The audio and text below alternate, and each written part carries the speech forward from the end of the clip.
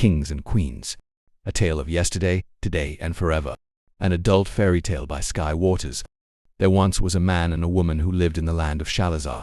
They had grown to love each other, and on the 28th day of the first month of the calendar year they were married. In the same city lived the great king and queen of the land, who were well known for their longevity together. Many couples traveled to the castle to seek advice of the legendary lovers. The king and queen were very kind to the newlyweds, and were more than happy to answer their questions concerning lasting relationships. The king and queen did not rule over the people in the village. They simply lived on top of the hill in their castle and waited for anyone who would climb the hill and ask them questions in regards to finding love and happiness. And so, on a misty, foggy morning, the young couple headed out towards the top of the hill. After knocking twice on the big brass gong, the couple were led inside and into a large room.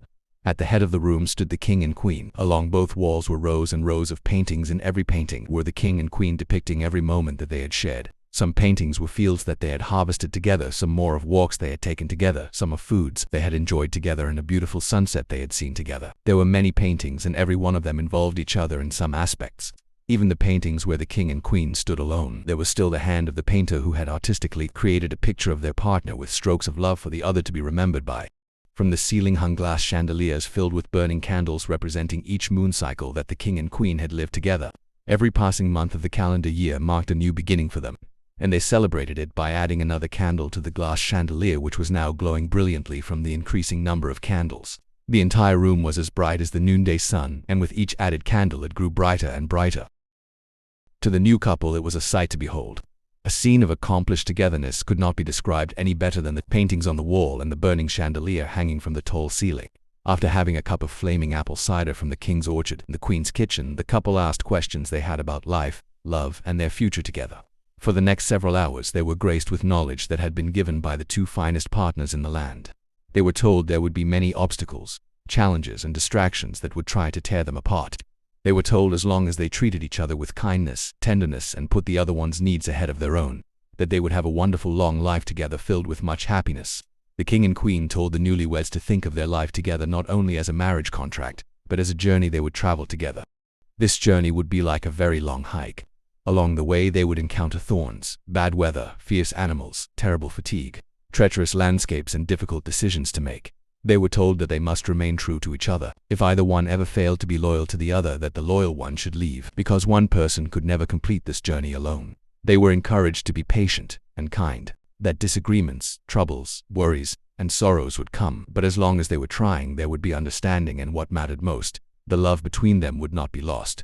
The parting words that the king gave the new couple were these: "Beware of the stranger who will come." The couple asked what that meant, and the king just smiled and said, "You will see." And so with that, the optimistic duo headed off for marital bliss, expecting to have a wonderful life like the king and queen, full of good memories and bright burning candles. As they descended the hill, holding hands and humming a song, they felt a cold wind blow in from the south. A black crow flew overhead, looking down and letting out a raucous call that cut through the air like a chilling wind going right to the bones. The young couple went to the edge of the village and settled into a cozy little house down by the river. For the first several months, everything seemed to be perfect. They enjoyed spending time together and couldn't wait to see each other again at the end of the day. They even began to wonder about the caution from the king and queen. Everything seemed to be so easy. Maybe the advice had been overly cautious. Days turned into weeks, weeks into months, and months into years. As years went by, so too did the intensity of their feelings for each other. The man would come home from his work tired and irritated by things that had gone on during the day. The woman would also stay busy with her work, and was frustrated by things that bothered her. They spent less and less time together, and even at times the couple were together there was not the understanding and kindness they once showed each other. They didn't feel the same excitement that they had felt in the beginning. This change occurred so slowly between them that they didn't even notice it happening. Time took them away from the day when they enthusiastically skipped down the hill together, brimming with the youthful exuberance of marital bliss. It had been years since they had been to the castle on top of the hill with the paintings and candles. The king and queen, of course, died. As time went by, the couple spent less and less time thinking about them. Things might have gone on this way forever with the man and the woman living together but separate, working on jobs, kids, money, and other things. If it wasn't for the stranger, the couple might never have recognized the reality of their situation. After all, they had long since forgotten about the stranger, but of course he never forgot about them. The stranger never forgets anyone. He came to the couple one day in the springtime. On a gray, dreary morning he knocked on their door and changed their lives forever. The man and woman had both just gotten back from their respective tasks. When the hooded stranger knocked, he was a dark-looking character with his black cloak and musty smell. It appeared that he had no face. He was covered in shadows by his hood, which was draped over him like a fallen memory hiding behind a repetitive lifestyle. His hands were covered with black gloves, and the rest of his body was invisible behind the cloak, which made him look more like a villain than an actual person. He said no words to the man and woman when they opened their door on that fateful day. He simply handed them a piece of paper, turned and vanishing into the woods, the same way that the king and queen had vanished from the minds of nearly everyone who lived in the village. The couple stood together on their doorstep. A cold wind blew in from the south, rustling the paper that had just been put into their hands. As they read the words scribbled on the paper, a coldness seemed to blow through them, and a chill pierced their hearts as they read the words, "Your time has come."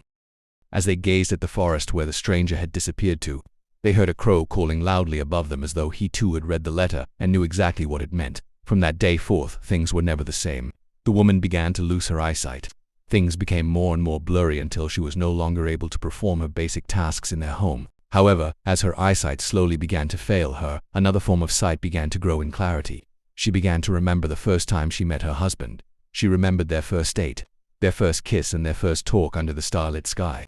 She remembered the flowers he used to bring her and the songs that he used to sing to her. It seemed, as her eyesight failed more and more each day, she was somehow able to remember more clearly the times together that they had shared, and the days they had enjoyed together. For the man, he too began to change. At first he was angry and frustrated at the plight of his wife, but then he too began to see with different eyes. With his own working eyes, he began to see her the way she was when they had first met, the way he had looked at her with all her youthful exuberance. He could see in her the qualities that he had originally fallen in love with. As the days went by and she became more and more blind, he started to see more and more clearly how truly beautiful she was. The texture of her hands, the complexion of her face, the radiance of her smile were relived. He remembered oh so clearly the time when he had first discovered her beauty, and how magical it had felt. At the time perhaps he had mistaken it for puppy love or adolescent infection. But now he could see more clearly. Now he could tell that the original attraction had been much more than blind love. In fact, when they first fell in love, it was the sight of each other that they fell in love with. Now, as she stumbled around the house, knocking things over and clumsily trying to find her way, he saw that she was still the same person he met so many years ago. She was much more than a blind lady. She was his wife, the woman who had taken his breath away, the one who had made him happy in a way no one else ever had. In all the land of Shalazar there was no one quite like her. He could see it all so clearly now, as she reached out with searching hands trying to find him with her fingertips. As he looked into her sightless eyes, he saw everything. He saw what he had forgotten over the years. He saw what she meant to him, and most of all he recognized that she still remembered too. When the woman finally lost her sight completely, she knew exactly what she wanted, and with the hands searching she would seek him out. With the eyes of her fingertips she would feel the contour of his face, the texture of his skin, the muscles in his arms, and the softness of his hair. As she felt him with her newfound source of vision, she realized that he too had begun to rediscover her. She could not see the expression of his face or the look in his deepened eyes, but she knew that he had again fallen in love with her, although this time it was a deeper love. In the beginning they were young, unsure and unprepared, but knew that they loved each other. Now, they were much older, still unsure and unprepared, but this time they were certain of their love for each other. With invisible eyes she could see the way he looked at her, could feel his love by the way he touched her, and sensed the deep beauty that he perceived in her. It was not an easy process. It was difficult and filled with painful times. In the beginning she was always bumping into tables and hard aubergines that went crashing to the floor. However, through trial and error she learned to see things in her mind. She saw her house from a mental perspective. Eventually she located every chair and table in the house. She placed every door and window in her mind, because in the center of it all he was there with her. She could feel his whereabouts stronger than any object in the room. She knew if he was in the kitchen when she was in the bedroom, and she knew where he was standing, even if they were on opposite sides of the room. When he moved she could tell, as his presence somehow made its way into her sightless world. After some time she could even tell what kind of mood he was in. When he was happy, sad, tired, angry, excited, or hopeful, she could somehow sense it. Several years passed. One day there was a solid knock on the door. The man opened the door to find the black-hooded stranger holding out another piece of paper. Again the message read, "Your time has come." A few days after the stranger's visit, the man fell deathly ill, caught by a raging virus. He lost more and more strength until he was no longer able to move, or get out of bed. In his final hours with his wife by his side, he lamented on the time that he had wasted, telling her that he wished he had spent more time with her while she could still see. He said that he wished he had painted pictures of her the way the king had done for the queen.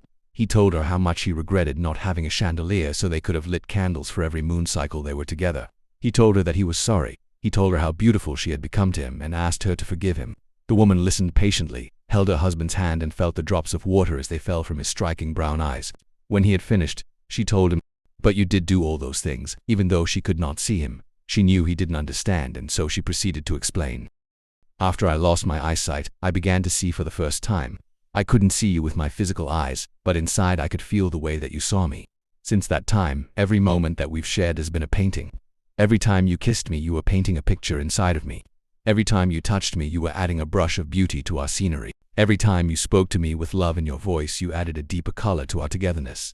Every day that we have lived the past several years has been a picture with you and me in it. Every day that you've loved me the last few years has been another painting inside of me. My world has come alive since I lost my eyesight. I have seen so many beautiful sunsets, so many colorful flowers, and so many new lands because of what you have done for me. Every sunset that you described to me took on such a radiant glow that a regular sunset could never compare with. No sunset could have been more beautiful than the ones you described for me. Every flower that you brought to me and let me feel with my fingertips became so incredible that no other flower could have compared. Every story that you told me about us going to faraway lands became so real in my mind that I couldn't have been any more happy than if I was actually there. When you described it to me, it was as magical as any place I have ever been. Can't you see? The king and queen were not made by their paintings or by the candles on the chandelier. They were made by the love that they shared while they were with each other. The paintings on their walls were just reminders of the love they had for each other. We have done the same thing every day for the last couple of years has been that journey they spoke of. Don't you remember the feeling in the castle that day?" "Yes," the man replied. He indeed did remember, as though he was still there. The woman continued. "The light from those candles received its energy not from the fire, but from the flame between the king and queen.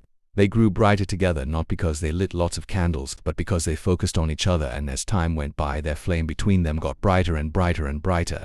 Can't you feel how bright our own flame has become?" Indeed, the man could feel it. He could feel it as strongly as he had ever felt before. He was speechless. After hearing the way he had reached his wife, he knew he had nothing to fear, as he remembered the words of the king when he said as long as they treated each other with kindness, tenderness, and put the other's needs ahead of their own, that would have a wonderful life together filled with happiness. Even though he was laying on his bed dying, the man could feel that he did have everything. She was stroking his hand as he remembered all the paintings they had created together. He looked at her, loving him through her physical blindness.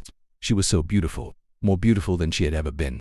The man was getting very weak, and he knew there wasn't much time left, and so he asked her if he could paint her one more picture. She smiled, that beautiful smile of hers letting him know that her mind was an empty canvas waiting for him to paint her a masterpiece with his words. So he closed his eyes and told her one last story. It was a story he had never told her before, a story he had been saving for this moment. The story about a boy who grew to be a man and how he found a great treasure, then almost lost the treasure, only to discover it again before it was too late. The man told his life story to his living treasure and told her that he was going to move on, but that he would always remember her and would keep her with him, and that she would always have his spirit to be with him. When he finished the story and looked at his wife, he saw that she was crying. He asked her why she was sad. She replied, "You're going to die. How will I know that you will always be with me?" The man smiled and wiped a tear from her eye. "Don't you remember the candles?" he asked. She indeed remembered. The flame was burning bright within her, stronger than it ever had before. In her entire lifetime she had never felt anything so strong. She knew more than anything that she would eventually see him again, more clearly than any sunset or any flower, more clearly than any painting or any candle. She knew that she would indeed see him again. And with that, her beloved husband was gone, leaving only her memories to keep her company until she saw him again in another world with all the others, who had become kings and queens.